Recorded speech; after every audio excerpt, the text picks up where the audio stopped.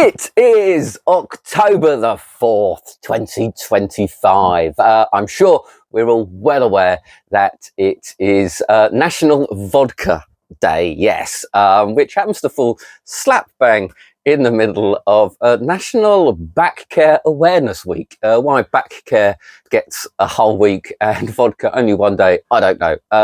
Maybe we need a week because of that one day of vodka. But it is also a Saturday, yeah. And guess what time it is? It's 9 o'clock. Woo! It is indeed time for the Monster Magic Saturday Show. Let's do this! Wake up, it's a beautiful morning. Feel the sun shining for your eyes.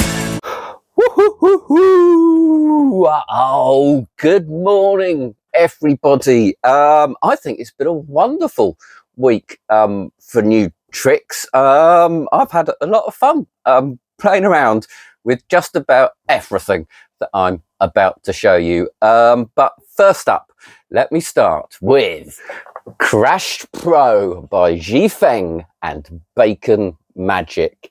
This was actually released a little while ago. I haven't been able to get hold of it until now. It was just crashed. I think it was out of Blackpool. I think it was just crashed back then. This is now the Pro version, which I think really is just 2.0. They've just added a few minor things. The idea is that you can borrow your participant's iPhone and you can make it glitch and crash and the screen flash and make some funny noises. You can then put it back into their hand and with a snap of your fingers restore it back to normal. It is a lot of fun and it is really, really well thought out. I am not a phone magic person at all. Fortunately, I do have a Apple phone that I've bought as a spare, and so I've got to play with it. And now my normal phone, I'm just warning some people here, you do need to be doing this on an Apple phone. That is the only requirement. Doesn't matter what phone you've got nothing to do with it. You just need to be doing it on their iPhone. And for me, I don't understand how to navigate an iPhone very well, so you will need to practice that. So if you've got a friend who's got an iPhone, you can practice it.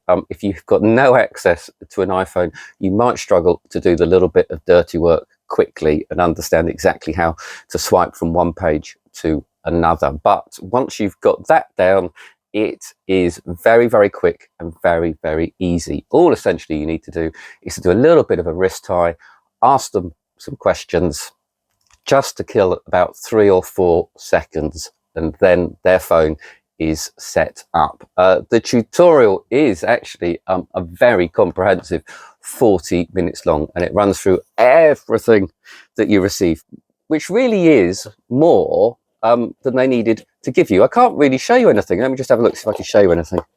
No, not without giving the game away. That's a shame, isn't it? But basically, you get 4 different methods of doing the dirty work in there, and they all work exactly the same. It's just a matter of preference. One of them means that you can use your card box or a playing card or a business card or anything like that to do with the dirty work. Really, you just need something in your hand when you're holding their phone, and then it's just a couple of taps and their phone is set up. It really is very, very easy, and giving you all of those options is really, really smart and really, really generous. They could have just gone with the very basic one that they started off with, to be honest. The nice thing is as well, when you're doing all of the glitching and making it glitch and unglitch and so on, and all of that performance, you are absolutely clean. So there's nothing to see, and at the end, you end completely clean as well. All of the necessary is done right at the start when you're simply asking them.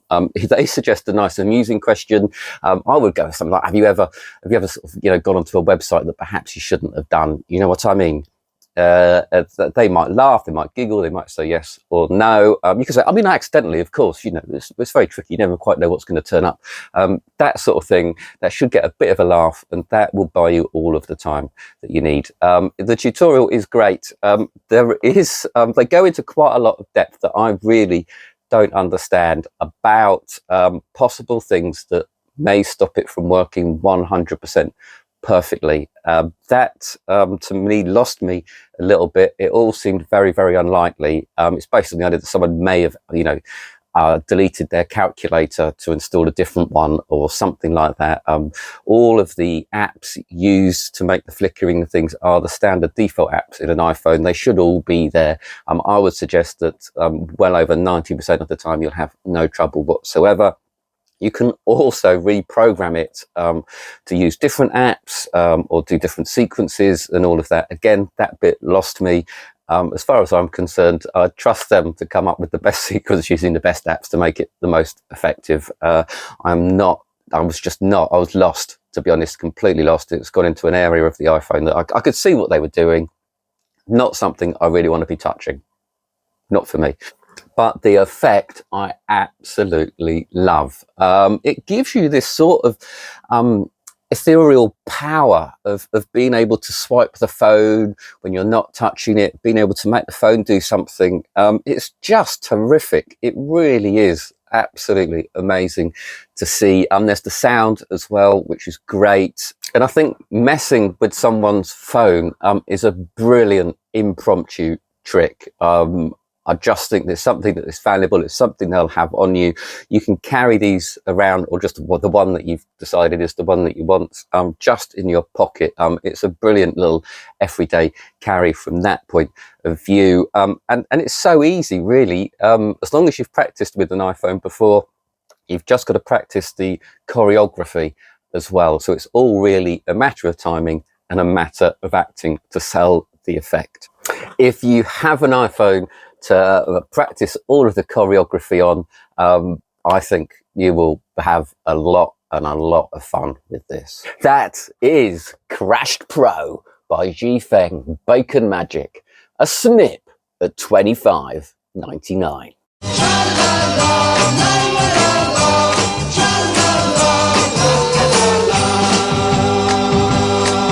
Next up, we have The Trick with a Name by Piff, the Magic Dragon. This isn't actually, well, Piff, he wrote a book, and also he did release a few tricks quite a long time ago when he was just called John. This, I think, is possibly the first one he's done under the moniker of Piff, the Magic Dragon. And the effect starts with you writing down some name labels for your participants. You then have a card selected and lost in the deck. It vanishes from the deck when you spring the cards at one of the name tags. That tag is then peeled off, and on the back is the selected card.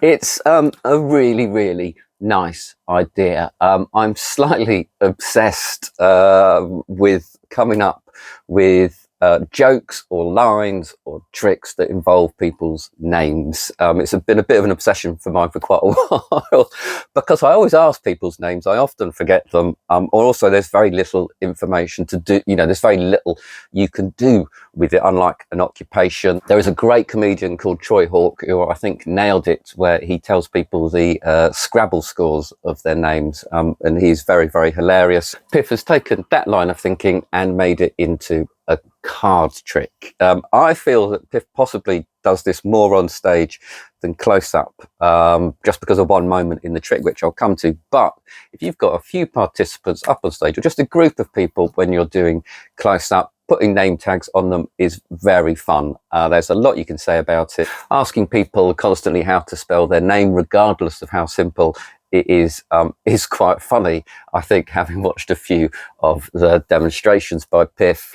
And I think if you are at an event, having people walking around with these name badges on will get you noticed and remembered. And also it's a great way of having people engage an event if they don't know many people, and they can always ask about name badges. So it's very, very good for walk around performers in that way, in my opinion. I would say that if you're doing it on stage, of course, you can do the springing of the cards against the name badge.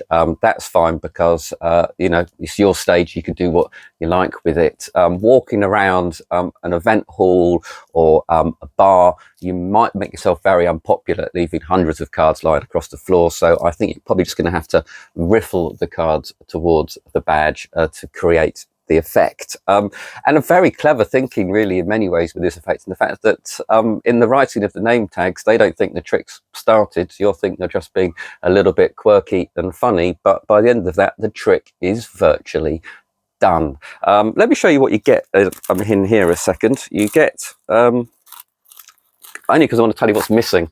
That's why I want to show you what's in here. So what you get is actually 100 of these name stickers, and they are adhesive on the back, so you just slap them on the people's chest. Obviously, be careful, U2 movement and everything else. So you get 50 that are standard blank ones, and you also get 50 that have the reveals.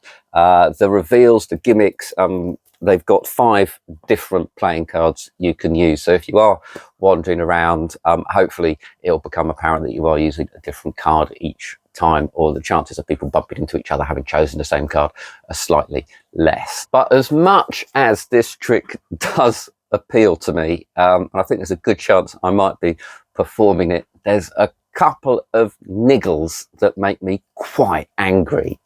One is the packaging, which is a complete and utter pain in the proverbial for me to post. The other one is that you don't get the gimmick to make the card vanish from the deck as taught by Piff, and that just really, really irritates me. You can't do this straight out of the box unless you're going to do some arts and crafts. What you need really is something that's popularly called the Nightmare card, because Animan had a trick, Animan's Nightmare, that used this card. It's not his at all. He was just the biggest name to put it in print, famously used by Charles Jordan. Paul Curry has the Joker nose, which also uses it, but it goes all the way back to a long forgotten guy called Fred Rogers back in the 1916, I think, who used it in his Ever Ready Forcing deck. It's a very easy gimmick to make, so that's fine, although there's the tutorial, which is 7 minutes long, and a lot of that is joking and messing around by Piff. Sometimes that's fine, sometimes it's funny. It's an easy trick to do, I know, but I do sort of feel sometimes you want to take the tutorial a little more seriously. He does mention how it's made, but you know, a tutorial really should show you exactly how to make it, in my book. Or what he could easily do is suggest alternative ways of making that card vanish. There are obviously sleight of hand ways of doing that, some very, very simple that I might be using myself, or you can use things like plastic dip, even that easy rough stick, or some double sticky tape. Could have suggested so many ways of doing it other than using the Nightmare card, unless they're going to provide the Nightmare card. So that's a bit annoying. I do like the design of the stickers. They're nice, they're clear, they'll ping pretty much on anyone's clothing. They look really classic, and you get a fair number of them. But for the price, I feel without the Nightmare cards included, it's a little steep. Maybe it could have been a little bit more expensive and had the Nightmare cards included. Who knows? Maybe you might be getting them free from Monster. Depending upon how you end up vanishing the card, it is a really, really easy effect. It is really, really clean, and I love the fact that the trick is virtually done before your participants know it's even started. That is the trick with a name, £34.50p. Next up, it is Appearing Bear by JC Magic and Bacon Magic as well. This is another Blackpool release. Gosh, it was astonishing. Lots of people were talking about it. The idea is that from a container or a top hat or a box that is far too small, you can produce a giant teddy bear. You can do it from behind a seance cloth. There are so many options that you can produce this appearing bear from. Gosh, I mean, look, even just look how cute the front of the box is. I was sold when I saw that, to be honest. It's a really, really nice idea. Blending amazement with comedy as well. There is 3 different sizes. There's the small one, the medium, and the large. The small one's, you know, a little bit bigger than a 65 centimeters, basically 65 centimeters, 110 centimeters, and 150 centimeters, which is pretty much a full size man. It is not going to go into your close-up act, though, I'll tell you that for nothing. Even though the bears do shrink down to a very small size, there are a few restrictions that prevent it being a close-up trick, which is one reason why I didn't get the small one in. I feel if you're going to produce a bear, it's got to be the medium or the large. You can get the prediction version as well, which ties in with a color match. I'll show you what you get in that in a minute. But in here you get, oh, let me show you what you get. Oh, let me get the box the right way around.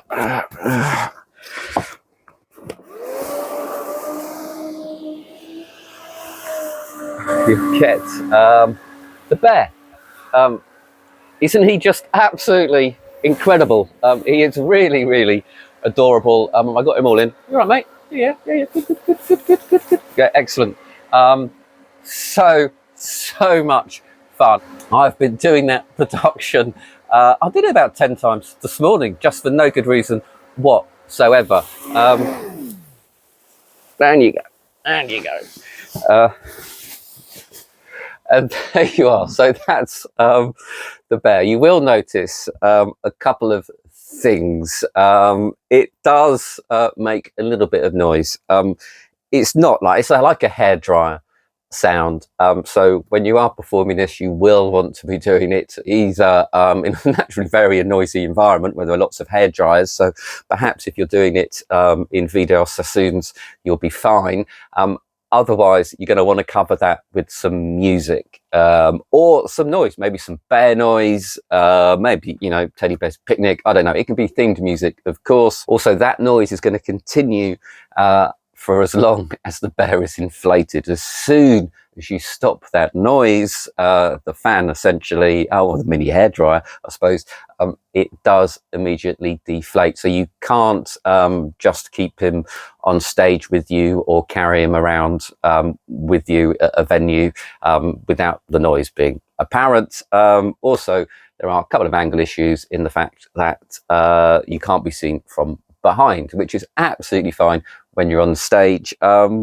Could they have disguised the back a little bit better? It's only a handle really to hold the bear by, possibly, but I guess it isn't necessary. So you really want to either be able to give him to someone to take off the stage when you're doing it, or have him in some way go back down into the box or the trunk or wherever you got him from. The tutorial is half an hour long, and they teach you various things of various ways of body loading it, using the old seance hand on the pole, producing it from a box. They run through absolutely everything. And what you actually get in the box, this is absolutely ready to go straight from the box. You also get some accessories, so it takes just a few batteries actually, very few batteries. I thought it would take a lot more than that. They are rechargeable ones, the one that come with it, and so you get the little battery recharger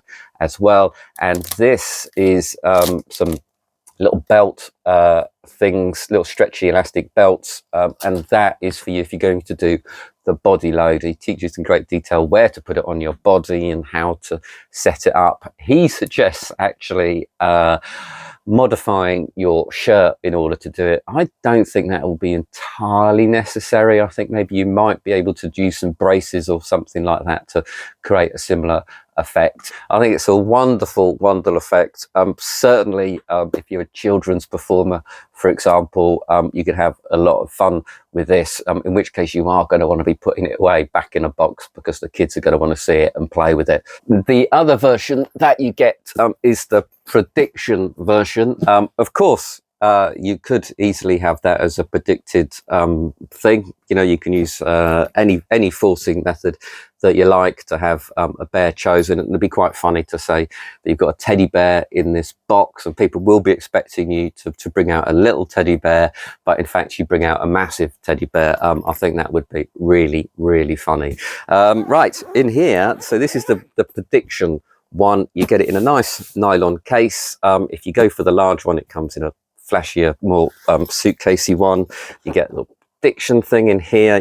They just give you so much. It's absolutely incredible. So you've got the laundry bags here, which have these are forcing laundry bags to force the clothes for the color match. In here you get the cute little teddy bear that they dress. You've got the big teddy bear in here. You've got the recharger, and you've got the battery. So you've got 5 sets of all of the clothes, 3 forcing bags, and the little matching teddy that they dress. This is an absolute wonderful routine, and I think, yes, it sort of ties in a little bit what I was saying with the prediction. They predict that teddy bear. You've got a box that would really sort of hold a teddy bear this size, but then you produce the massive medium bear from it. A great comedy kicker, as well as a strong magic. If you are a stage magician, if you're doing the holiday parks, if you're doing anything like that, I think this is well worth considering. Otherwise, you need to have some control over your environment, or at least some way of covering up that noise.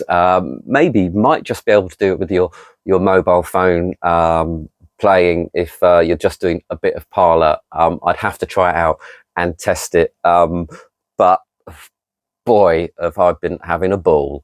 That is The Appearing Bear by TCC Magic and Bacon Magic. It starts at around £130 and can go up to a whopping 360.